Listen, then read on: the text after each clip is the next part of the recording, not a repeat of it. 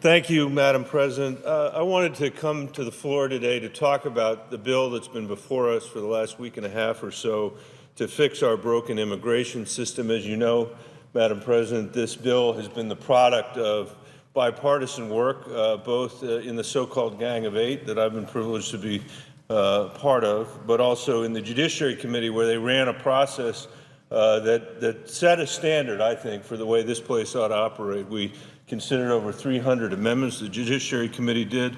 They accepted 141 amendments, many of them from Republicans and Democrats alike.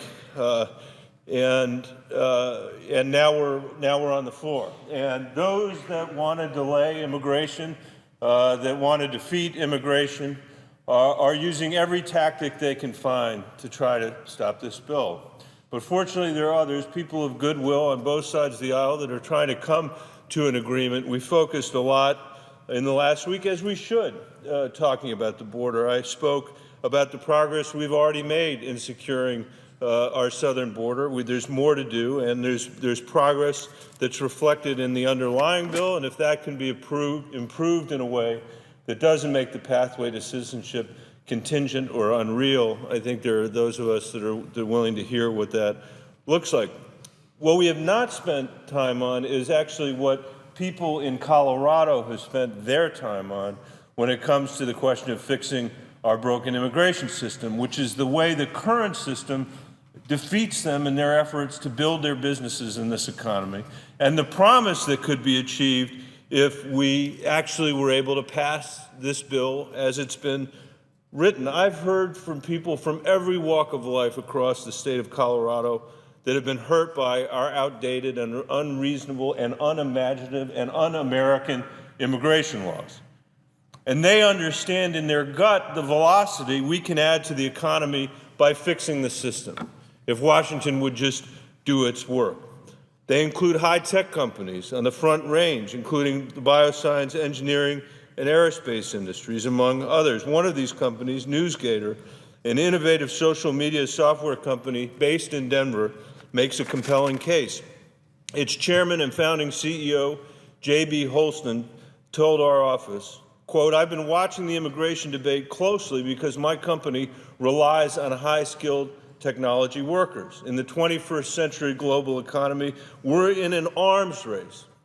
We are in an arms race for recruiting, attacking, and retaining the world's best and brightest. Our current immigration system," he wrote, "is a barrier to American businesses winning that race.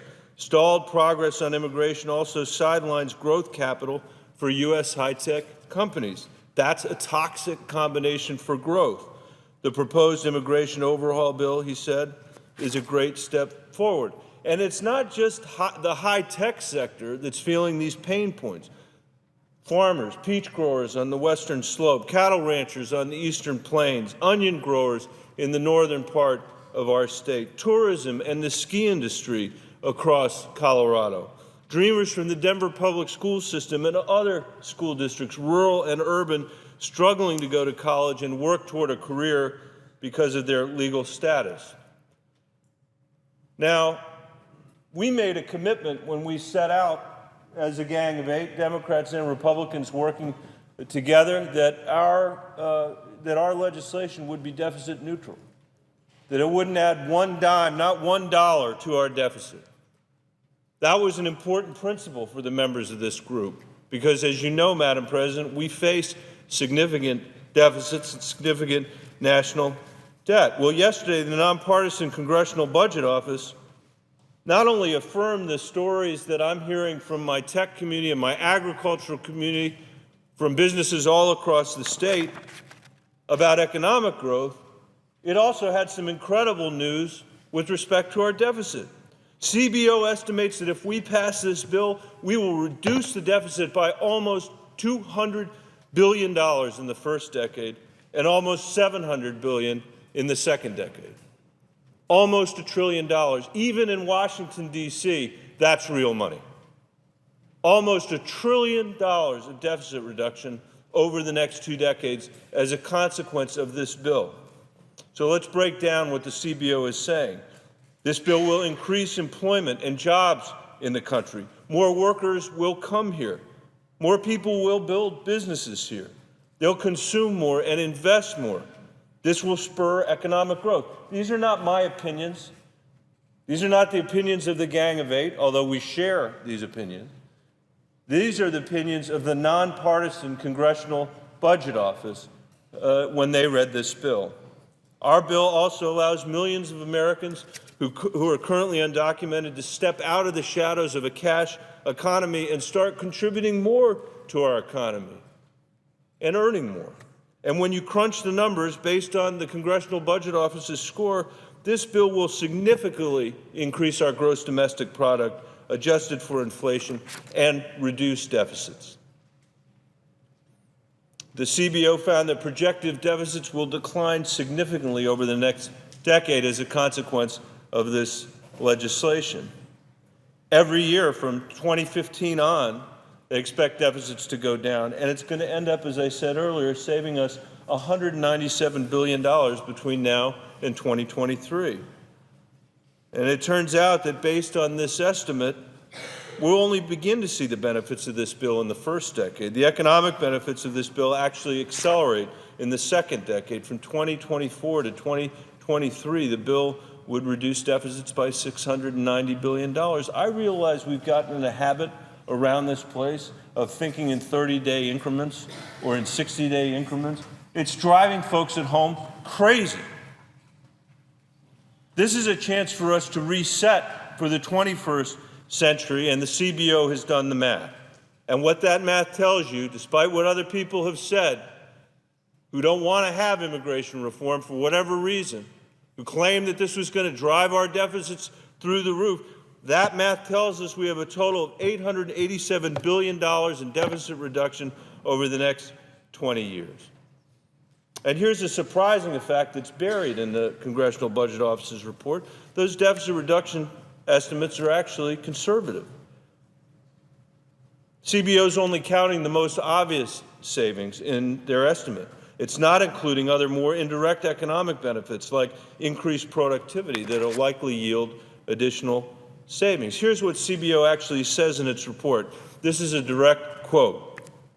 According to CBO's central estimates, within a range that reflects the uncertainty about two key economic relationships in CBO's analysis, the economic impacts not included in the cost estimate would have no further net effect on budget deficits over the 2014 to 23 period and would further reduce deficits relative to the effects reported in the cost estimate by about $300 billion over the 2024-2033 period. Let me put that another way, Madam President. The CBO is saying that this bill could actually, when you factor in the economic effects, reduce deficits by $300 billion more in the second decade than it actually projects in the cost estimates. One way or another, we're either just below or just above $1 trillion, and that is real money, particularly in light of the sequester, the law that we had written to be so terrible and so ugly that it would never, ever go into effect, that now is the law of the land. What a more constructive way to get $1 trillion in savings than a bunch of automatic across-the-board cuts. In fact, the prominent conservative economist Doug Holtz-Eakin said a few months ago that he thought using a dynamic scoring model that the immigration bill could reduce deficits by even more, shaving as much as $2.7 trillion off our deficits.